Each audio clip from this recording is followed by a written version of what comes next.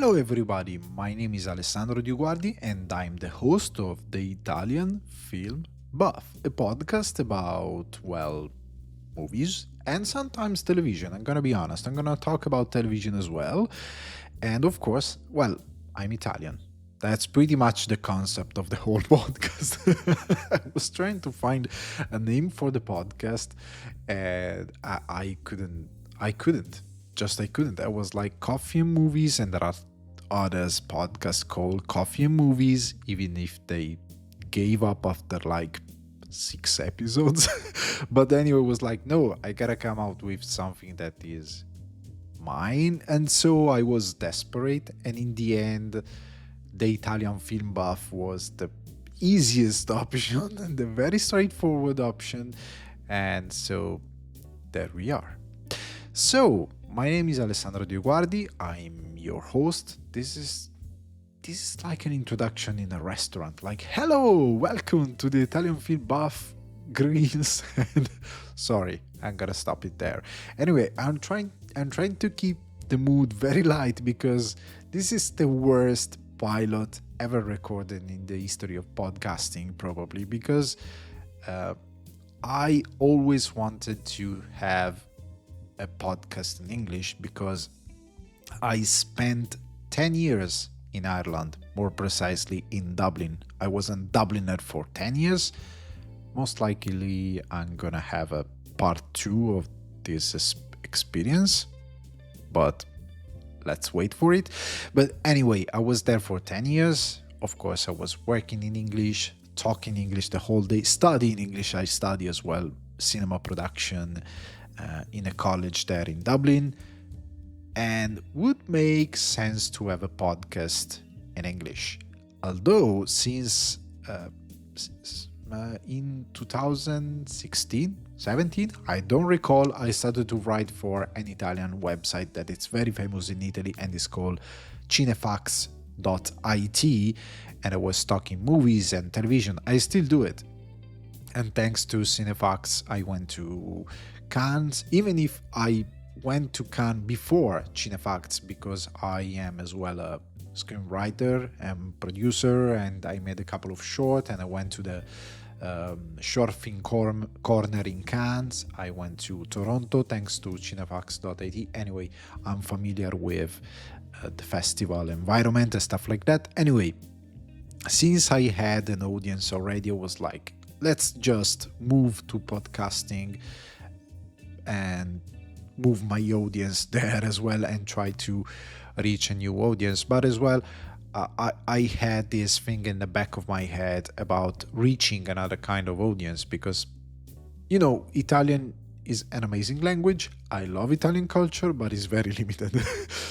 Speaking of audience and reach and the kind of chances that you get talking about movies in Italy and in Italian. So there we are. And as I was saying, this is the worst pilot ever because finally I took the chance to start a podcast in English, but sadly I gotta talk about the passing of David Lynch. So there we are.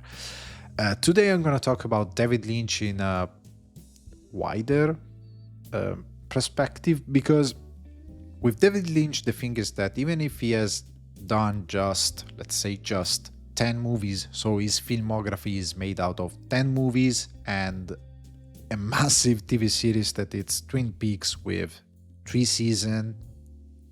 They changed television with Twin Peaks twice. I am saying they because it's him and Mark Frost, but anyway, he changed television twice. His filmography is so dense of discussion and ideas and other things that you can dig into to talk about his cinema and his form of art and the way he changed the perspective of art into cinema, that it's basically impossible to just sit down and record a podcast about his whole filmography. So I'm gonna mention here and there his movies, of course, mostly all of them, and I'm gonna talk about Twin Peaks as well. But anyway, I want to talk about David Lynch as an artist because I think that there isn't, and there is never going to be someone like David Lynch. And I'm going to dig into this concept and this idea that I have. And I think that Hollywood and the American cinema just lost his last greatest artist that he had. And even if we evaluate the Oscar nomination recently, even if we know what Oscar nominations and the Oscar what are as an award, we know what it is, but anyway, it's kind of disappointing. And this is the confirmation. Losing David Lynch is the last greatest artist that they had, and true artist. And now I'm gonna talk about it. But anyway, let's start. I'm gonna start saying that I'm kind of very honest with the people who listen to my podcasts in Italian, but of course I'm gonna be honest with you as well. I'm not gonna tell you and pretend that I met David Lynch with, I don't know, Eraserhead. It was like, whoa, I saw Eraserhead and I was like, oh my god, this is my favorite director. David Lynch became my favorite director in time. And it all started from Twin Peaks, of course. I remember, I have this memory. I was a kid and I was in my living room playing with my toys, and my father was watching television, and then I heard the intro, Twin Peaks intro, dum dum boom, dum dum, and the tune by Angelo, the song, the music made by Angelo Badalamenti, in some way kind of captured my attention. I have a 3-year-old son, so I'm well aware that kids sometimes are kind of drawn towards something just because, I don't know, something in their head kind of sparks and thoughts, and suddenly they give their attention completely to something because it's new, it's, I don't know, for any number of reasons.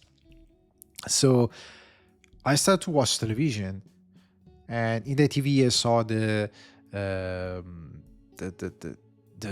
I remember the bird, I remember the woods, I remember all the images of the intro of Twin Peaks, and for some reason was something that captured my attention. But to be honest, since I was like, I don't know, it was 1991.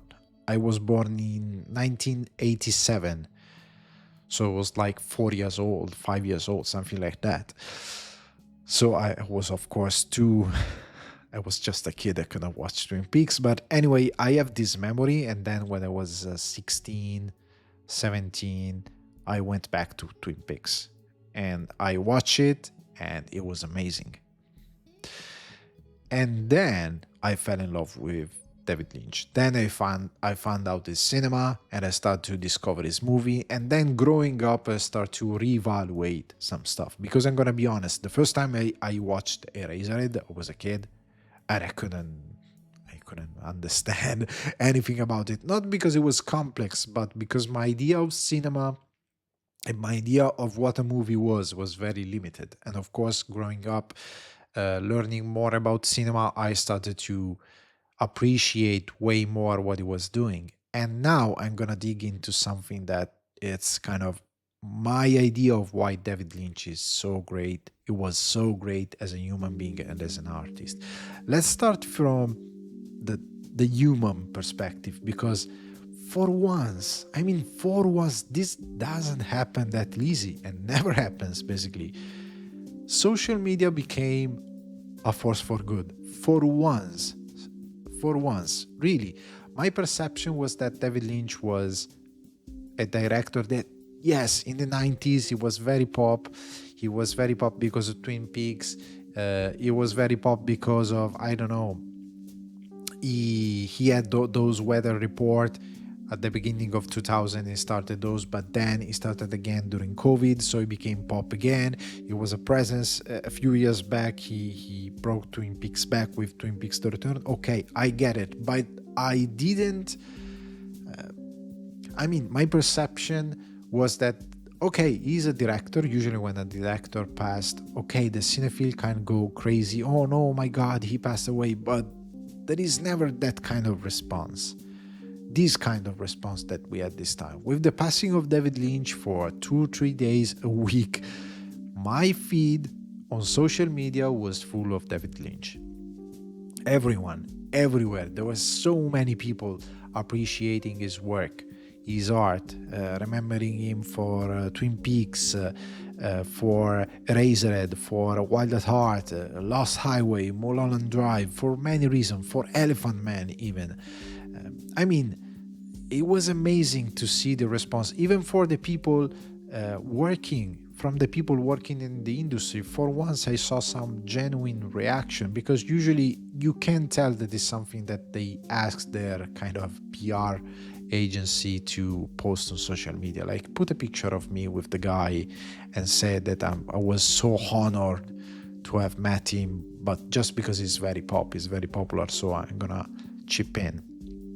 You can tell that the message shared is something that they said on speakerphone while working out, or I don't know, while driving, and they were on the phone with their PR agents and said, yeah, thank you, Philip, please post this. Said that it was a genius, that it was great. But in this time around, for David Lynch, people were sharing an insane amount of messages and stories and recollection of meeting him, or the feeling that they had watching his movies, and it was amazing. I have here just a couple of them because I don't want to spend time reading so many messages, but the two that I appreciate very much are, the first one is it's super short, but then she elaborated it in Italy in other magazines. Isabella Rossellini, she just stated, I loved him so much, because they were a couple in the 90s, and they were a very pop couple. But anyway, it's nice to see after so many years, she was with him even when he received the Oscar a couple of years back for his career. But anyway, they had this amazing relationship, and she just said, I loved him so much. That's amazing. That's fantastic. It's simple, but it's very, it works because it's very heartfelt. But Kyle MacLachlan, that it was like his twin, is really, he was David Lynch's soulmate. They were soulmate. That's what they were. Kyle MacLachlan said, I will miss him more than the limits of my language can tell and my heart can bear. My world is that much fuller because I knew him, and that much emptier now that he is gone.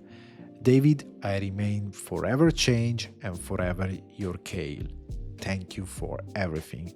I love this part of it was a very long message where he was thankful to David Lynch for his career and for picking him.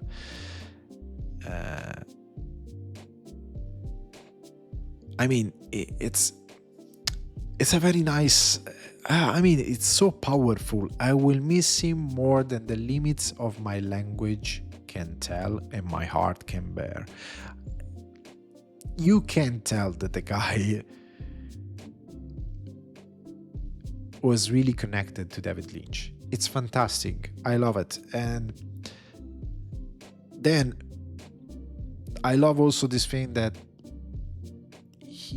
David Lynch used to call Kyle MacLachlan Kale, because when he cast him for Dune, Aurelio De Laurentiis couldn't pronounce Kyle for whatever reason, but he couldn't pronounce Kyle, and he was saying Kale, and so David Lynch picked that up, and that became his thing.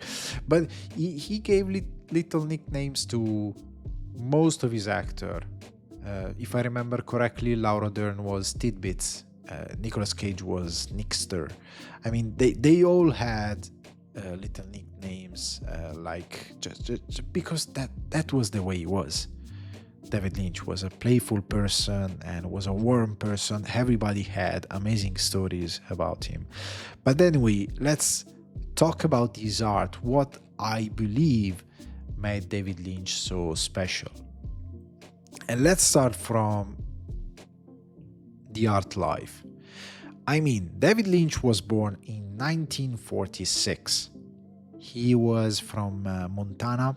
He grew up between a couple of small town, very rural town in the United States. And back then, the concept of going to Hollywood to become a star, to become famous, to have money, to have an infinite wealth, it wasn't there. Just it wasn't there. It's not like David Lynch or any other kid was like Emma Stone making a PowerPoint for their parents to convince them to send her or them or whatever he was to Hollywood to make it. It wasn't like that. David Lynch was a kid growing up in a rural part of the United States, appreciating the time that he had to play outside with his friend. He hated school. Because for him was just a box, and he was a very creative kid. And his word started to make sense when, as a kid, he met the father of one of his friends. It was Bushnell Killer, and he was a painter, and he was a pretty famous painter. And then he realized, I can make a living doing art. So I can become a painter and make a living out of it. So I don't have to find whatever job people usually found. I can become a painter and do that. And it was like, that's something. That's definitely something. And then he started to follow Bushnell Killer. Bushnell Killer started to rent him a small part of his studio to allow him to paint and to learn about painting. And he decided to give him this book by Robert Henry called The Art Spirit. And it was basically a Bible for any aspiring artist in the United States. And in this book, there was a part where Robert Henry was sharing his thoughts about this concept called the art life. So a life dedicated to art. And David Lynch always says that it's kind of a selfish kind of life because the only thing that you do is art. There is Arthur Brooks, an amazing professor at Harvard, and he has this thing about find your meaning, because lately we are all in crisis because we don't have a meaning. We are all kind of lost because we don't have this meaning for life. And he says you gotta answer two questions: why, for what you're willing to die, and why you're alive, basically, why you were born. And for Lynch, that answer was, for both of them, was art. He was born to make art, and he was willing to die for art because he was willing to do it without a single dollar, and he was willing to do it anyway. And he did it. He even had day jobs, for example, during the production of Eraserhead, because the American Film Institute thought it was just a short film because the screenplay was 21 pages long. They thought it was a screenplay for a short film. Instead, it was a movie. And he worked day job, collecting money to have enough money to shoot another scene. There are scenes into the movie that were shot 1 year apart. That's fantastic. That's how much he loved the art life. And he was basically poor till he was 35, if I remember correctly. So basically, when he shot Elephant Man, he was still poor. I mean, he was a guy living in a broken house in the Palisades in Los Angeles, in Hollywood. I don't remember where exactly, but anyway, he was broke completely. And he didn't care. I mean, he wanted to start to make a decent living with his art, of course. But he was doing that anyway, no matter what. That was his call. He was doing art and movies because that was his passion. And even the paintings, he kept paint doing paintings for his whole life. He never gave up that. He was doing that anyway. And David Lynch is so unique because he dedicated his life to this form of art, and he was a true storyteller. That's something that we have lost today, because many time I watch movies and they have, I don't know, they want to talk about something that is I don't know, something that it's to catch the attention of the audience in a way or another, that it's very they want to go viral, like an influencer on TikTok or Instagram. Sometimes they want to talk about social stuff that they don't understand, because, as Ricky Gervais said, you spent less time in school than Greta Thunberg and you don't know anything about the real world. And sometimes it's like that, and it's okay, it's fantastic, and it's the job of an artist to look at the world around you and then tell a story about what you see, what you think about that your world that you are observing. That's the work of an artist. And David Lynch did that, but he did that as a storyteller. His movie, they always have a meaning that can be his philosophy for life or his philosophy about the world surrounding him. Let's take, for example, Wild at Heart. It's an adaptation of the book by Barry Gifford. They wrote together then Lost Highway. But anyway, it's an adaptation of that book, and he decided to do that because he was living in Los Angeles. Los Angeles was very dangerous. In the book he says, even if I was living up in the Hollywood Hills, I could hear at night the sound of the gun being fired by the gangs shooting at each other for drugs or whatever. It was a terrible place where to be. And it was like, okay, in this horrible reality, I need to find light. And he took this story about a girl and a boy who love each other very much, that they are desperate because he was in jail, he has a temper, she's lost, she's like Dorothy. That's why he always blend in the Wizard of Oz, because she's lost in this world that is terrifying for her and is dominated by something that it's basically destroying and eating up her life, and she wants to break free and be free and live and be in love with her boyfriend, and they are fighting for this love. And the movie is very bright. The whole thing is very bright. It's probably the David Lynch movie that has most light in it, most color in it. It's very colorful, it's very violent, it's very pulp, but because the book was a pulp book, but as well it's also full of hope and love, mostly in the end. The third act, it's very full of love and life, and it's tender, and he's saying something about the world around him. It comes from something inside of him. Even if you take a look at Twin Peaks, it's basically David Lynch, the way he sees life, his philosophy about how life should be. Agent Cooper, it's in a way David Lynch. He's his doppelganger, because I see him as a way to teach people how to enjoy life, to enjoy coffee. When he tells to Sheriff Truman, Harry, I'm gonna teach you something. Every day, I'm not gonna quote because I don't remember the exact line, but anyway, he says to him, every day, give yourself a present. Don't plan it. Just do it. Just make it happen. Just let it happen. And then he slide a cup of coffee towards him. And his idea of cherry pie, loving woods, those kind of stuff. That's David Lynch philosophy. His philosophy about good and evil. This fight that's gonna go on and on and on forever and ever.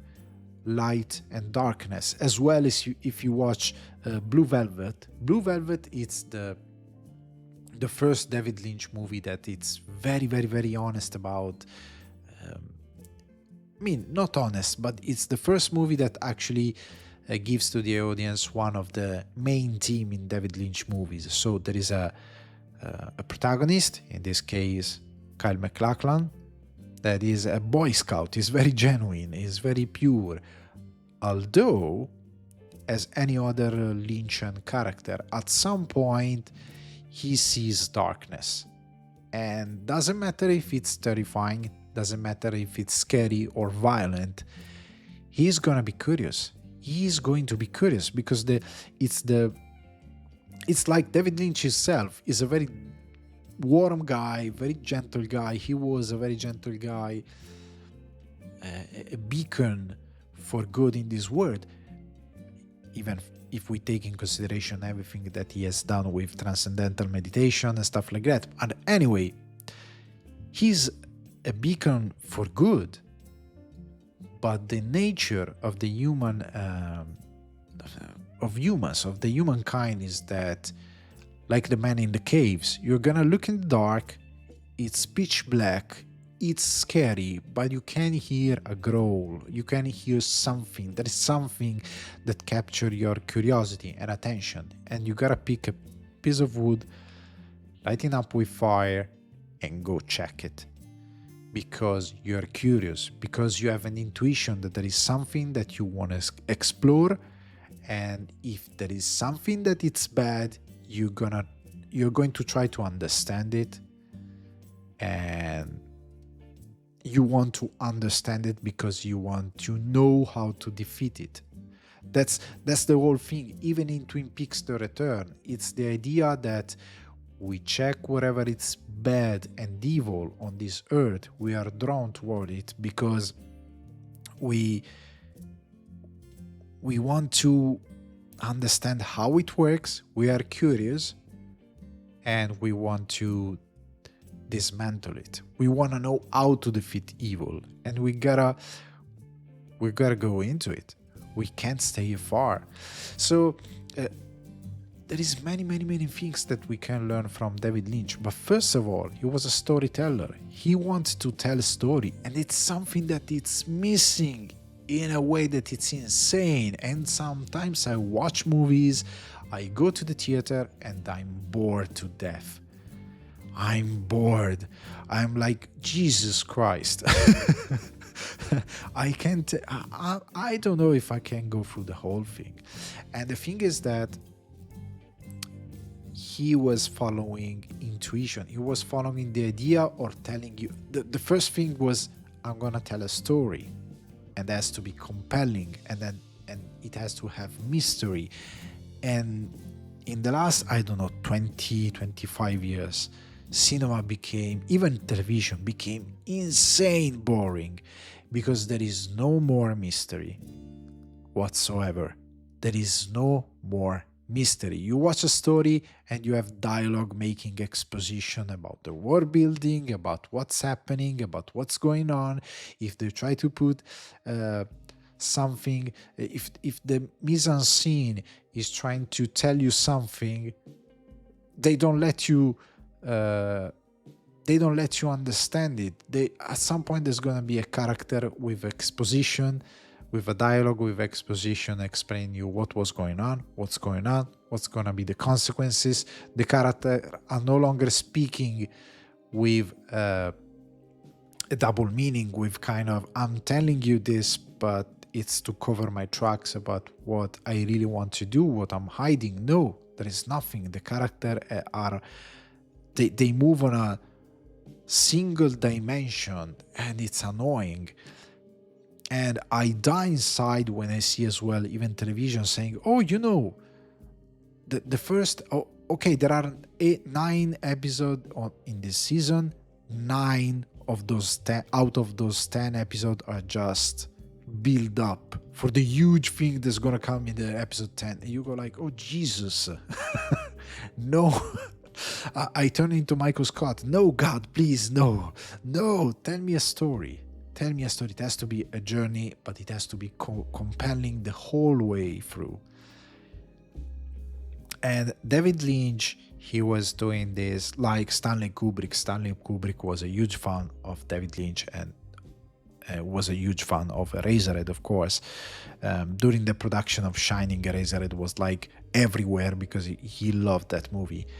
And the idea is that mystery is essential in cinemas, because mystery is that thing that you're not going to give the audience the answer. You're going to put so many elements inside the movie. It's like an artistic equation.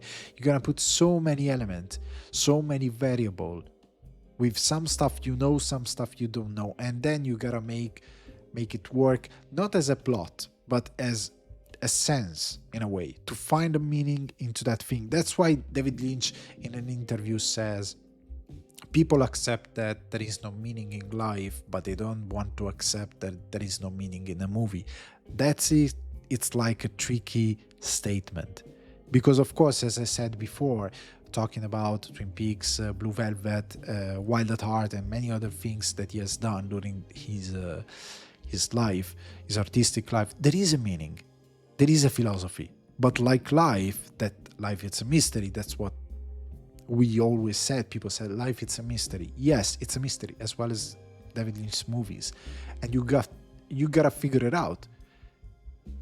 Life has a meaning. For David Lynch was the art life. He knows that his meaning was the art life.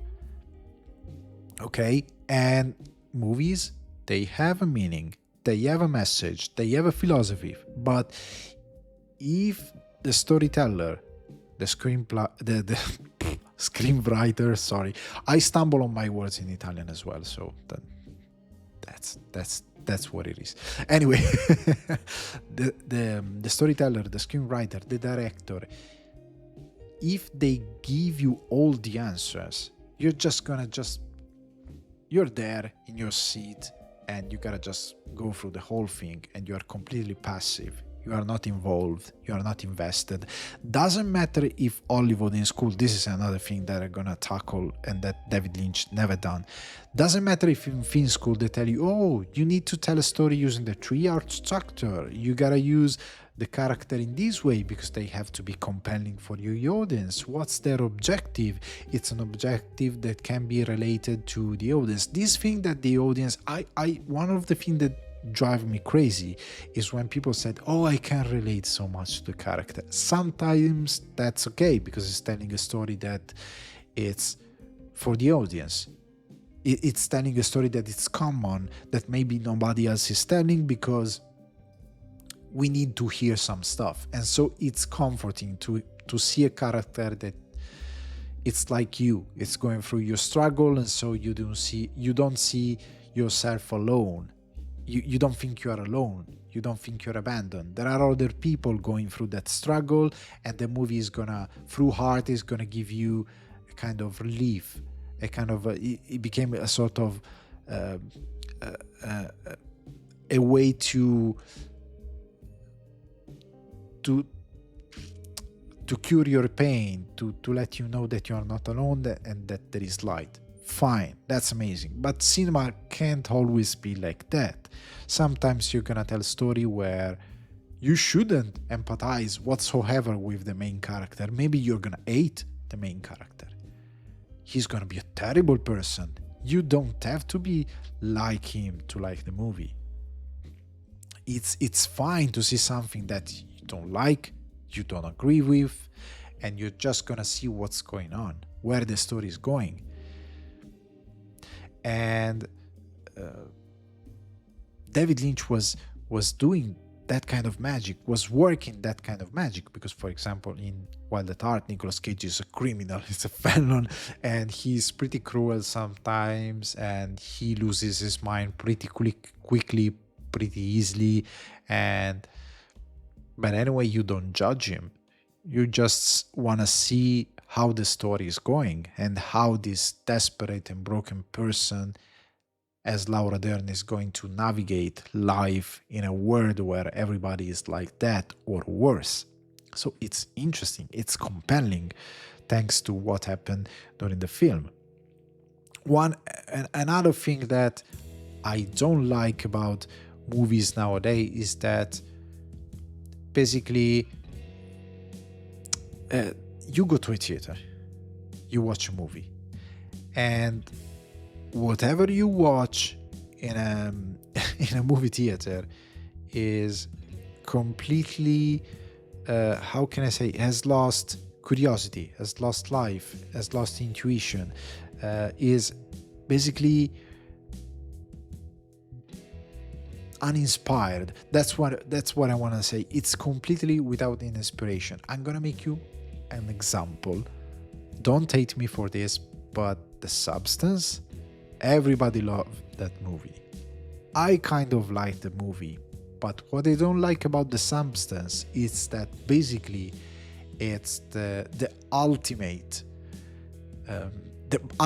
form of the cinema that we have, even television that we have now.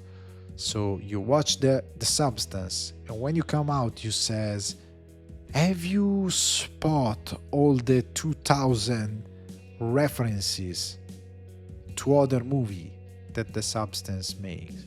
So everybody talk about the Substance, saying, "Oh, there's a reference to Shining. Oh, that always is that always scene is the same as this movie.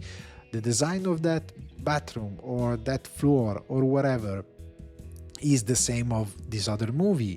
Many shots in the Substance are from I don't know, movie from Brian De Palma, Kubrick, Cronenberg. Cronenberg is basically the blueprint of the movie.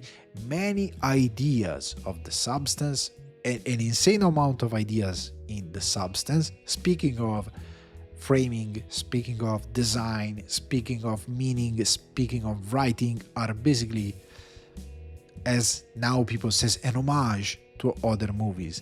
So my question is this: do you love The Substance as a movie that can stand on itself, or do you like all those references because are coming from great movies? Nowadays, even in television, most of the time we just like the references.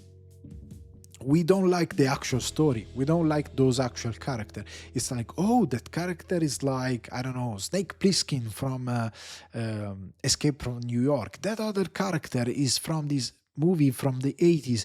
That shot is the same as, I don't know, Kubrick, or as from a Fincher movie, whatever. It's like Seven. It's like we always evaluate stuff based on the references.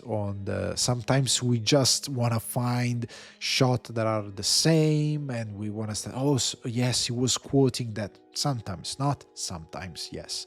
But the thing is that cinema and sometimes television and writing became so boring because it's so derivative.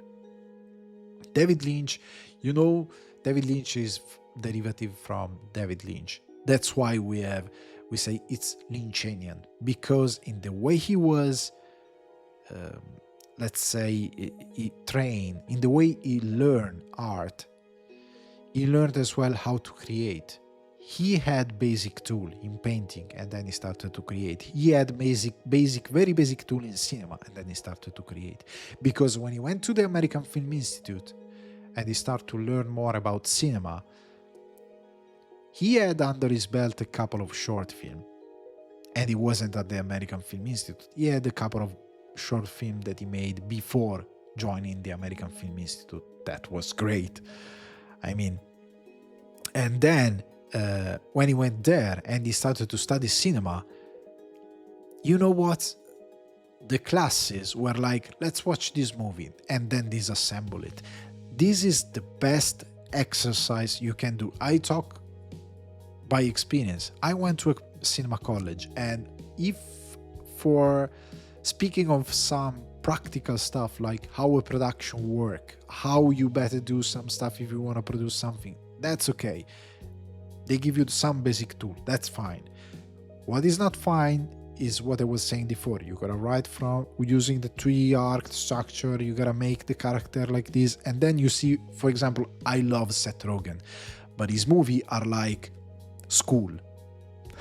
The 101 writing in school, it's the structure that Seth Rogen uses for every movie that he does.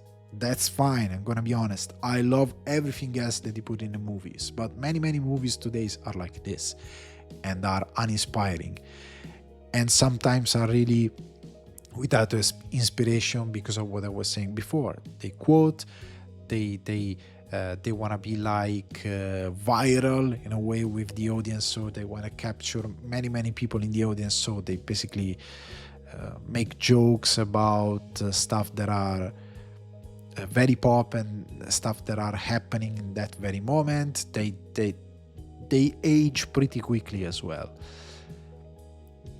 But David Lynch, he learned to disassemble things and then create new things. And that's a good suggestion, even to learn cinema, because when you love something, you gotta be childish.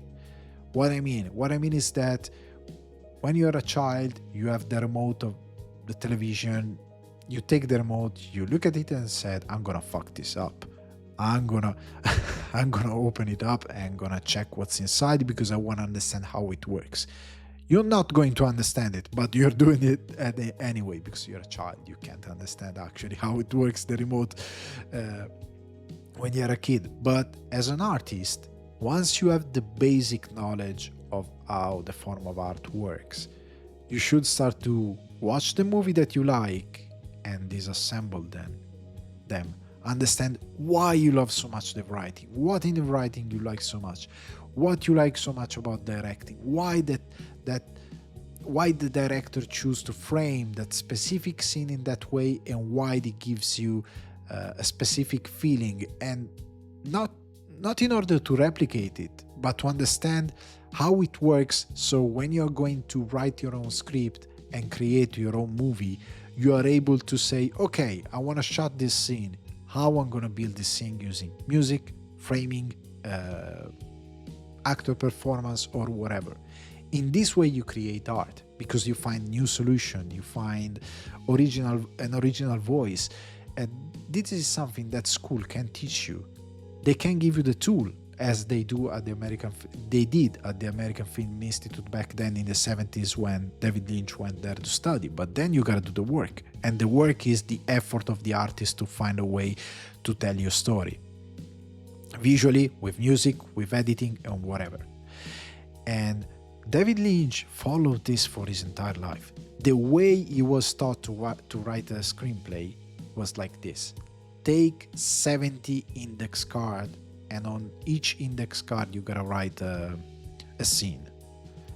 Once you have 70 index cards with 70 scenes, you can start to write your screenplay because you have your movie. And he followed this simple tool for his whole life. And every movie is different. Every movie has maybe similar ideas of how life, art, good and evil works. Archetypes can be very similar, but then the ideas flowing in the movie, the intuition, the concept of intuition. He made that book, Catching the Big Fish, because for him, inspiration was like going to fish, and then fish are ideas, and this idea of intuition was the thing that basically built his whole career, because it was pure invention. And every time I watch a David Lynch movie, doesn't matter if I'm home or I'm in a movie theater, because I was lucky enough to in Dublin, for example, there was the Lighthouse, and the Lighthouse Cinema in Dublin, every year since spring they have this David Lynch selection, and they show David Lynch movies, and I watched a couple, not all of them. I gotta still watch a couple of movies in theaters, but every time I go to the cinema and I watch a David Lynch movie, I'm completely lost in the movie. The lights go down and I step into the movie, because he has this amazing ability to drag you into the movie. In Mulholland Drive, there is that amazing scene of the Club Silencio. If you never saw the movie, I'm not gonna spoil it, but there is the famous scene of No Hay Banda. That's fantastic, because it's telling you something is telling to the main character of the movie something, and then tricks them into believe into that thing. It's really insane to explain without reference, but that scene is so powerful because at some point you start to ask yourself, am I, you go like, am I part of the movie? Am I inside the movie? Because it's something that it breaks the barrier between reality and fiction, and it's very powerful. Even in a movie theater, it's fantastic because at some point you start to you start to grab your chair because you want to be sure that you are still in the movie theater and you are not there into the club silencio and in the movies. I mean, it's fantastic.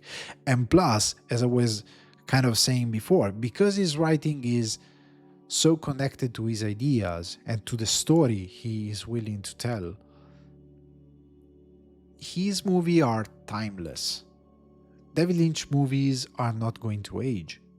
As Steven Spielberg says, when he passed away, said that David Lynch movie basically stand the test of time, and that's right. They're gonna be timeless forever because there is no element inside the movie that can tell you, there is that reference to that pop thing is old, is gone, is no longer there. If you're gonna watch many movies that we consume, because we consume them now, in a couple of years, they will stop making sense because many jokes, the way they use comedy today that is very flat, is so connected to the pop scene, so to whatever is cool and in now, for example, using Taylor Swift song and stuff like that. You're gonna laugh today. Move everything 20 years in the future. Maybe Taylor Swift is not that famous anymore. Maybe a new generation will say, who the fuck is Taylor Swift? The joke is not gonna work anymore. The movie is not gonna work anymore because many of the stuff that are in the movie are like references to stuff that are forgotten or are no longer pop, are gone, or maybe was just something that was famous for 15 minutes and then it's gone. So David Lynch cinema, instead, it's timeless. Even Twin Peaks, it's timeless. You can say, okay, it takes place in the 90s, but except for that, everything is timeless. Even Elephant Man, I had the chance to see the 4K restoration. When a couple of years back they made the 4K restoration, David Lynch supervised every restoration that he has made with Criterion or other companies. Anyway, I went to the movies with my wife. She never saw Elephant Man. She was shocked when the movie ended because the movie is so powerful and is so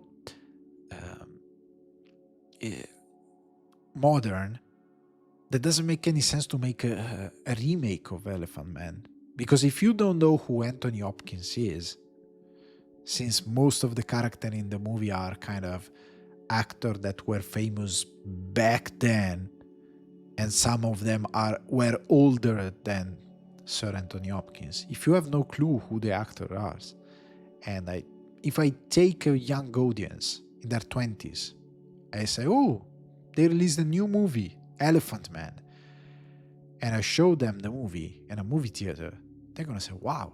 They're not going to say, oh, it's an old movie. They maybe can say it because it's black and white, but they choose to shoot it in black and white. It's not like they couldn't. It was a choice. And it's a great black and white. If you tell them, oh, look, it's in black and white, because they choose to shoot it in black and white. Oh, okay. Then they're gonna think that the movie was shot, I don't know, this year, last year, because it's so modern in the way it's shot. Mostly because David Lynch decided to use the widescreen format that back then was just for a colossal movie and stuff like that. The transition between the old ways and the new ways I mean, shooting everything in screen was like kind of happening. And David Lynch with his DOP was like, we want to shoot this in widescreen. And the movie is so modern and so fantastic. I mean, the only movie made by David Lynch that kind of it's not that let's say it's not bad. It's not like he's aging in a bad way, but for of course because of the VFX, it's Dune. Dune is the only movie that kind of you're gonna say, yeah, it's not that good. Because of course it's the movie that changed David Lynch forever, his approach to Hollywood, because he accepted to have a movie without a final cut, and they destroyed the movie. Even Dino De Laurentiis said that they killed the movie in the editing room because they wanted to have the length format that all the movie theater owners wanted to have, so 2 hours and 20 minutes if I remember correctly, but Dune was 3 hours and something long, the David Lynch cut, and so they cut an insane amount of material, and the movie at some point stopped to make sense because the narrative is kind of broken. They added some strange voiceover and stuff like that because he didn't have the final cut, and that was a mistake that he has never made ever since. In fact, one of his rules is, or you have a final cut or you don't make the movie. And he's goddamn right. Even Brady Corbet, the director of The Brutalist, says, it's not a discussion, something that a director should ask kindly to the production. It's like, if you want to invest in an idea, you gotta believe into the idea. And because if it fails because the idea failed, not because the producer thought he had a better vision, and so we are going to take the final cut. No, it has to fail or succeed because of the director made his effort and he failed. If he fails, he fails. If he fails because the production stepped in, that's a big trouble, because you'll never know if the movie was going to succeed if the vision was respected, if the artistic vision was respected. So since Dune, David Lynch decided to follow one of his life motto, that is the motto of the Beach Boys, so to stay loyal to your, let's say, church. Stay faithful to your church. Stay loyal to yourself. Okay? Because he understood that the only way to make art is to be an artist and to be on top of your art and to take any single decision and every single risk, because it's your vision. It's the things you want to do. If you can make it, great day. It's fantastic. If you can't, that's fine.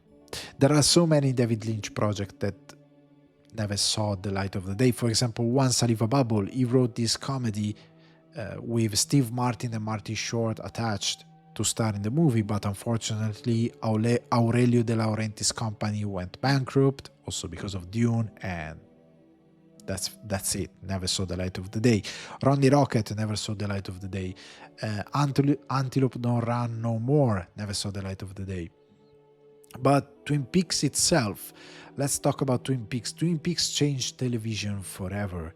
And it changed television forever because it was the only one able to challenge the standard of the television.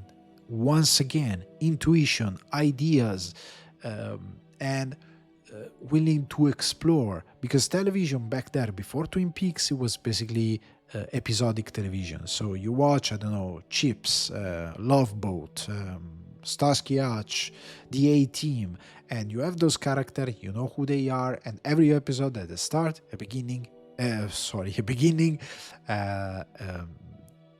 middle, and an end. That's it. Next episode, we start over with the story, with a new story. We have the same character, but between episodes there are no consequences. Okay? It's just we're gonna keep going episode by episode, and that's it.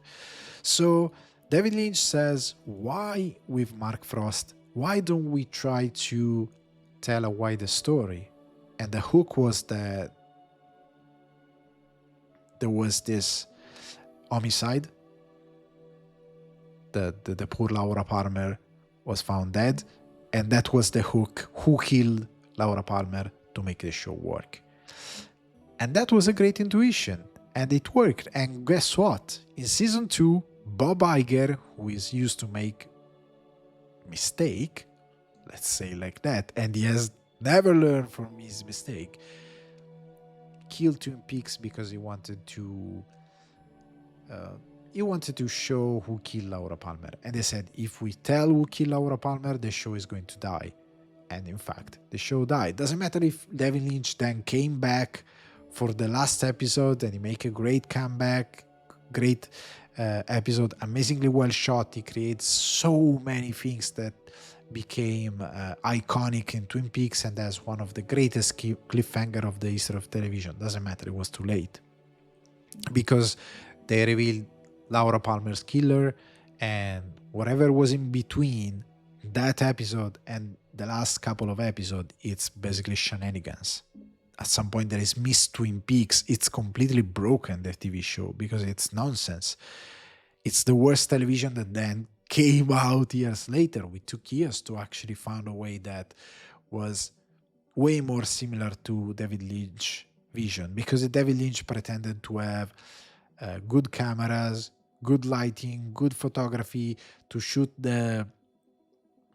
every episode with at least, I'm not gonna say film-like quality like we can do today, but at least something that was close to film-like quality. In fact, the pilots of Twin Peaks that is shot by David Lynch is amazingly shot. It's basically a movie.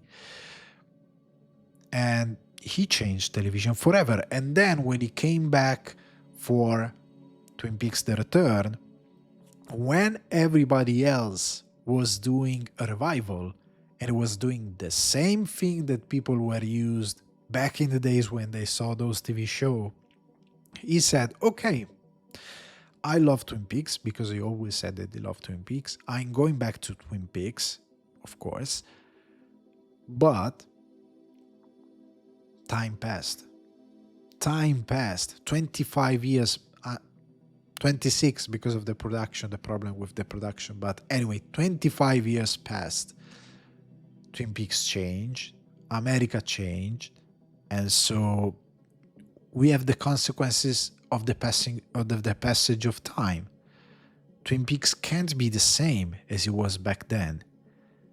And basically, he shot this sort of the Odyssey with Cooper trying to get back home to fight this evil, to fight Bob. And there is comedy, there is drama, there is mystery. And then it's basically he says it's my 18-hour Twin Peaks, because it's an 18-hour story divided in part, not episode. And since he knows and he respects the television as a medium, he's not like, I'm gonna do an 18 hours film, cut it for television, and I don't care. No, it's perfect for television. Of course, if you watch it in sequence, and you don't watch one episode a week, but maybe you watch an episode per day or a couple of episodes per day, the flow of the story, even if it's 18 hours long, perfectly flows. It has a rhythm that is fantastic. It's not like it's super boring, then it goes up. No, it has a perfect flow of the story, of whatever happens. It's fantastic. It's amazing. Episode 8 is something insane for television, for the visual idea, the mixing, the editing, how he wrote some concept about the born of evil. I mean, it's It's something that when I finished episode 8, I stood there in my living room for, I don't know, a couple of minutes, and then I said, I'm going to watch it again.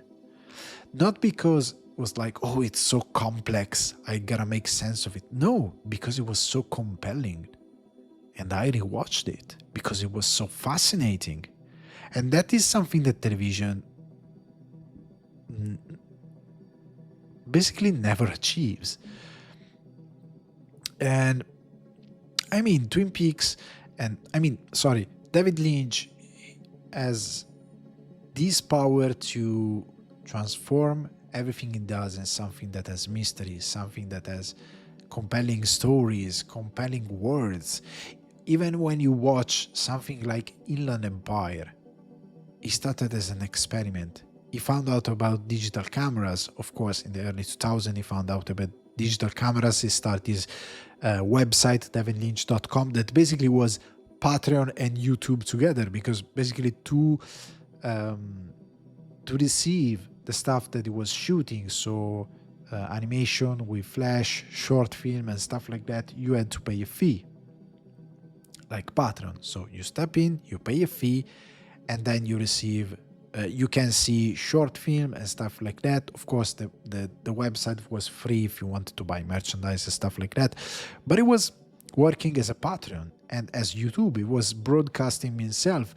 The people surrounding Lynch back then, they were like, he's like building a kind of a TV station inside his studio, because he was mixing, he was editing, he was doing everything in digital. Thanks to digital camera. And Rabbits, that sort of sitcom, crazy sitcom, was shot in his garden. He built the sets, he built everything. And then he had the Rabbits inside Inland Empire, but he started experimenting. And when everybody else in Hollywood was crying and kept crying for many, many years about the digital, the introduction of the digital in cinema, because, I mean, the film, we all know, I love movies shot in film. They are amazing. Although digital gives you way, way more freedom. He was a practical guy. He was an artist guy. And he was like, he knew that shooting in digital, he had more freedom, more time to experiment, to shoot many, many things. And so he started to do this movie with Laura Dern. And the movie, it's fantastic. It's fantastic because he has comedy, he has nightmares, and you drown as well. Again, you drown in a dream. What I love about David Lynch movie is that it's like dreaming. It has the logic of a dream, because in a dream, when you dream, you basically, at some point, your brain goes like, dude, this doesn't make any sense. I mean, it kind of makes sense. I'm putting together stuff that seems like reality, but there are a couple of elements here and there that doesn't make any sense. This is not real. This is a dream. And you are like, oh, fuck, I'm dreaming. Although you keep going. You're dreaming, but you start to kind of bend yourself to the logic of the dream. And David Lynch, it's probably the only director who actually managed to give you the idea, to put on scene the actual idea of dreaming. And Inland Empire is like that. Many other sequences in David Lynch movies are like that. Even Eraserhead and Inland Empire, I think, are very connected, because Inland Empire is like Lynch coming back to his roots. Speaking of dreamlike storytelling, and he's doing that in a more evolved form after many years. And plus, David Lynch was an artist because he was making music, but he wasn't making music to go on tour like other Hollywood stars. He didn't care. He just wanted to make music. He made music with Danger Mouse, a couple of tracks on his album, The Dark Night of the Soul title, chosen by David Lynch because it was so amazing that Danger Mouse said, okay, this is going to be the title of the album. And it's it's the title track, basically. And David Lynch is in it. He sings a song or two, if I remember correctly. I don't recall.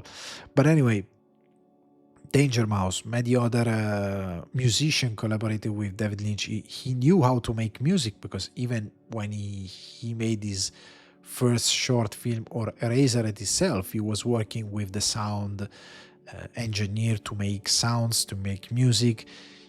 He was a true artist. He wanted to build set. He was very inspiring, and even he was always moving, even in Fire Walk with Me. People said, well, he needed the Twin Peaks The Return to actually make his Twin Peaks. No, he needed to break free from the standard of television and people like Bob Iger that couldn't grasp whatever was doing, even if that became the future of television. But when he had the chance to make a movie by himself without television, and he made Fire Walk with Me, he made a great movie. It's a prequel to Twin Peaks. So if you never watched Twin Peaks, watch the TV show. Mind that the second season at some point is bad. I'm gonna be honest, it's bad. And then at the end, it's great. But anyway, watch the first 2 seasons, watch Fire Walk with Me, and then watch The Return. Even if it's a prequel, Fire Walk with Me has some stuff that are connected to the TV show, and you gotta understand them. So it's better if you watch the TV show first. But anyway, Fire Walk with Me, it's a prequel, but it's a prequel that even there it shows that the idea of how this fight between good and evil works. The FBI agents are basically like Cooper in a way. They are weird, they are over the top, they are friendly, they are nice, they are men. They can fight as well, but are those kind of sort of Boy Scout protecting the world from even evil things. And when they go to Wind River, where Teresa Banks was killed, they find a sort of doppelganger of Twin Peaks, because Wind River, it's evil. The sheriff, it's mean. It's a piece of crap. The diner, it's bad. The people at the diner treat them really poorly. And what they find in Wind River, it's evil. And evil took over. But when they go back, when the stories goes back to Twin Peaks and we start to follow Laura Palmer, that's again the logic of a dream. We start from reality. We have many elements of reality. In Twin Peaks, we see many characters we have seen in the TV show. Everything looks okay. But little by little, scene by scene, sequence by sequence, we start to basically drown into this sort of martyrdom that Laura Palmer needs to endure before she gets killed. And it's horrible, it's scary. I mean, I think one of the scariest sequence, I think in the history of horror movies, because in the end, Fire Walk with Me, it's an horror movies. It's a psychological horror, but still horror. There is that scene with the painting. I'm not gonna spoil it for you, but at some point there is the way Laura she's looking at the painting and the camera goes toward the painting. What he does, a simple thing, but it's very scary. And David Lynch, he doesn't need, for example, Terrifier, it's a travesty of a horror film. I'm sorry. Even that, it takes so many tropes of horror and slasher and stuff like that, and Terrifier is just a splatter movie. That's it. Period. Nobody is going to change my mind about that. But anyway, it's a splatter movie. That's it. And it's a travesty of an horror. David Lynch doesn't need to show you people basically brutally dismembered or stuff like that. Doesn't need to show you something that it's scary because it's bloody and messy, and he doesn't need that. He used very simple element. Even in Twin Peaks, some of the scariest things that I have seen in my life, I love horror movies, but I have seen them on television and in Twin Peaks. Bob, the way he uses Bob, the way he used those kind of fever hallucination about Bob, the way at some point he walk toward the camera. We have this scene of him, of I think it's Laura Palmer's house, and we see the living room, and in the back we see Bob walking by, and then he stops, he looks into the camera, and he starts to walk toward the camera, and there is a couch, and then he crosses the couch, he starts to climb the couch, and you go like, oh, I thought I was safe because of the couch. No, you're not. And then we start to come towards the camera, and it's super scary.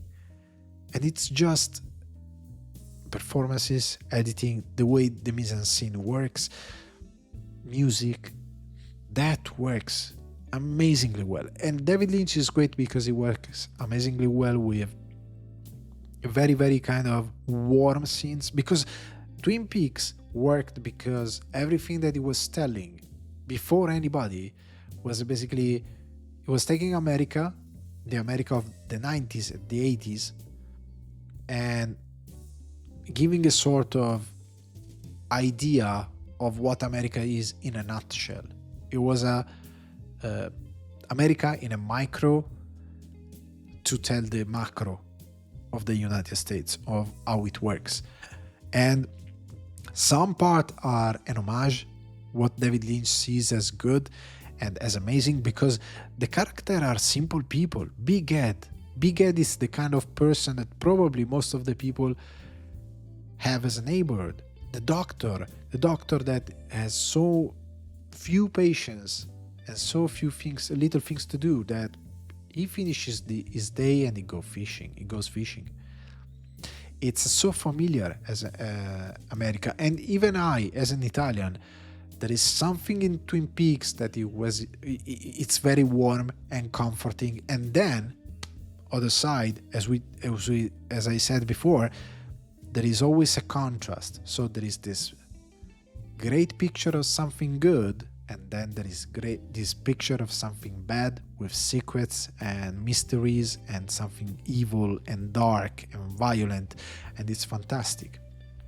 Like, it's fantastic the fact that in Twin Peaks The Return, since he knows that time has passed, and since he knows that he needs to create a flow in the episode, he starts to use the Roadhouse as a sort of place where all the music that he uses in Twin Peaks, the 9 Inch Nails, Eddie Vedder, and many other artists, they go to the Roadhouse to play music, and in that way he used those elements as a sort of way to tell his story, a way to create a bridge between the parts. But he uses this element in so many ways, because there are other episodes where there is not the Roadhouse to tell you that the episode is done and there's going to be something else. Sometimes the Roadhouse is a sort of way to give you an idea, give you sort of space to breathe between elements and part of the story, or between events, or to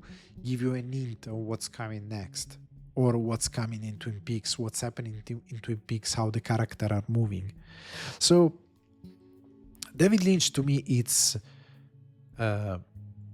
pure invention. He had changed television twice. He changed cinema many times, not twice. His intuition, he was a true artist. He was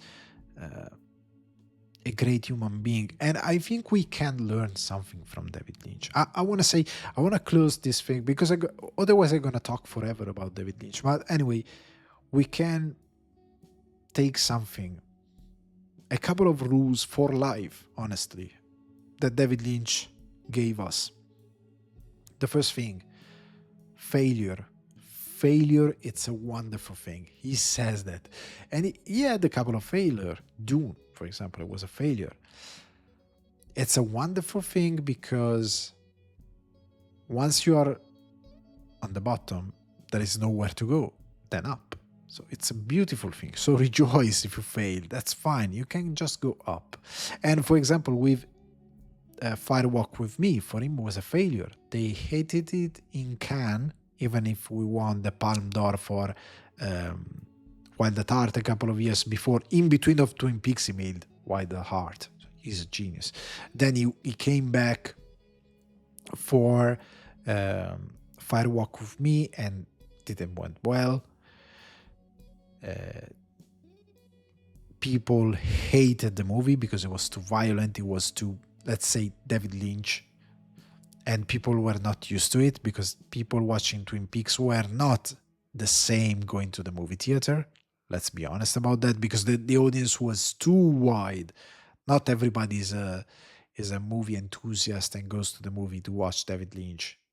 So back then it was like that, and that's why one of the reasons why it flopped in a way, because people couldn't grasp whatever was he doing.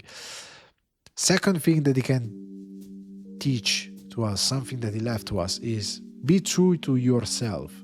So he found out that the art life was his meaning, and that was it. He was loyal to himself till the very end. He kept doing art every single day for the rest of his life, and he did it when he was poor, when he was rich, when it was just okay. Because David Lynch, in the end, he wasn't a rich guy. He was making a living. He was okay. It was like I can buy a football team in Wales. He was never that kind of rich guy. He made a good amount of money, but he didn't ask for much. And that is a great lesson. Be true to yourself and you're gonna be fine. Third thing, be curious, be open to learn new things. David Lynch was never a boomer. He embraced internet when internet came out. He embraced digital technology, and lately even embraced AI, because he used AI to make a new version of Inland Empire with Criterion, if I remember correctly. I read an article where it was saying that they work with AI and they use different AI to enhance the footage and to have the result that they wanted to have. Okay? And so basically, learn new things, be curious, be open. And probably one of the most important, don't play a zero-sum game. Now, this moment in history, I don't know why people, they live with this main character syndrome and they think that life is for them and everybody else doesn't count. And if they want to succeed in something, they have to defeat other people. That's not like that. Other people are there to help you sometimes. If you do something, if you are really good in something, if you devote yourself to whatever you're doing, at some point in life, at some point during your journey, somebody's gonna see that and is going to help you.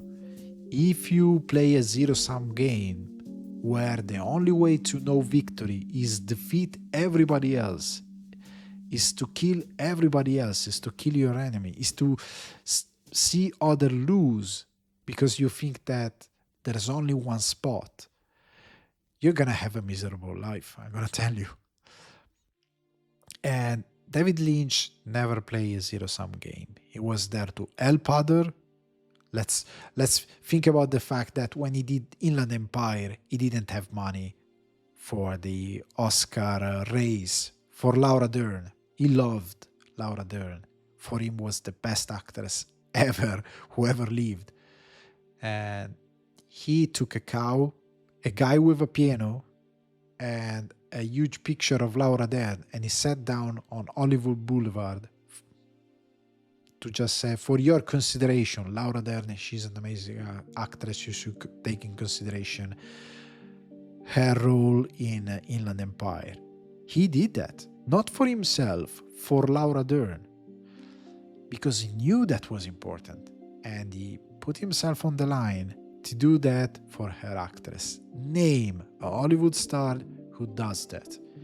Best case scenario, they go whining to Variety, Deadline, the Hollywood Reporter about the fact that the production didn't chip in about organizing parties and whatever they do in order to have their actor nominated for an Oscar. That's what they're going to do. They're not going to walk the walk and the extra mile for their actors. They're not going to do that. David Lynch did that. because he cared about the people that he worked with and he cared about his art. Last thing, guys, girls, boys, whatever, love David Lynch movies. Watch David Lynch movies, watch Twin Peaks. I'm not here saying that you gotta love David Lynch. I'm not here saying that it has to become your favorite director. You can say, dude, I don't like him. That's fine. That's fine. But to be honest, he left to us stuff that are great lesson. Even if you are an aspiring filmmaker or a screenwriter or whatever, please understand how important it is to be creative. Creativity. Now what I see even online is just a copy and paste for other creators. Even the thumbnail, in order to make success, to reach an audience, people steal the thumbnail, the freaking thumbnail, in order to reach an audience. Please understand how important it is to stimulate creativity. Otherwise, you gotta fear AI. Because that's how AI works. Learning and stealing from other creating stuff. If you do the same, the AI can do it faster and better than you. If you are a creative mind and you come up with stuff by yourself with basic tool, you can't be replaced. So please learn, watch movies, disassemble them, understand why you love the writing, why you love the framing, why you love the photography, why you love the characters and the conflict that they have or whatever. And then do not replicate, but try to understand the logic and come up with something that you care about, that you love, that it's close to you. In this way, you're gonna win. So, guys, girls, I don't want to say anything else. I want to read this small quote from The Guardian, left by David Lynch, and it says, "Sublime eternal love is a possibility for human beings, and every human being should know that it exists within each one of us."